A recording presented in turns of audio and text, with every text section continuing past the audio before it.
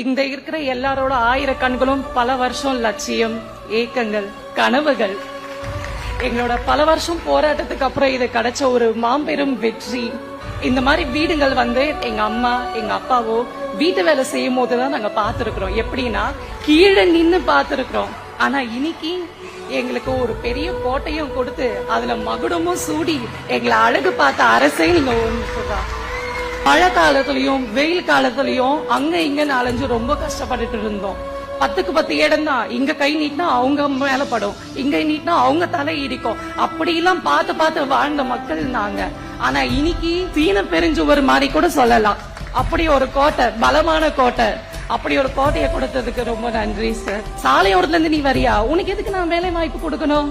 அதுக்கு அவசியம் இல்லையே. உங்களோட நடவடிக்கையும் பிடிக்கல, உங்க ட்ரெஸ்ஸிங் சென்ஸும் பிடிக்கல. அப்படி எங்களை ஏளனமா பார்த்த ஒரு தருணம்லாம் நாங்க மனசுல ரணத்தோட நாங்க அனுபவிச்சிருக்கோம். ஆனா இன்னைக்கு நாங்க அண்ணாந்து பாக்குற அளவுக்கு எங்களுக்கான ஒரு அங்கீகாரம் கொடுத்தது இந்த அரசு மட்டும்தான். வயசானவங்களாம் ஹாஸ்பிட்டல் போகவே முடியாது. இங்க இருந்து ஒரு 1 கிலோமீட்டர், 1/2 கிலோமீட்டர் கூட நடக்கவே முடியாது எங்களால. அவங்கள கூட்டிட்டு போனவேன்னு சொல்லிட்டு ரொம்ப கஷ்டப்படுவோம். ஆனா இங்க எங்களுக்கு வீட்டு பக்கத்துலயே ஹாஸ்பிட்டல் கட்டி கொடுத்திருக்கீங்க, மருத்துவ வசதி. இதெல்லாம் நாங்க வாழ்க்கையில எதிர்பார்க்காத ஒரு விஷயம் சார்.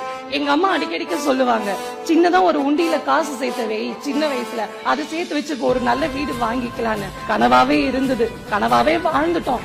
ஆனா இப்ப அது அப்படி கிடையாது. இது எங்களோட வருங்கால சந்ததிகள் கூட உங்களுக்கு நன்றி சொல்லிக்கிட்டே இருக்கும்.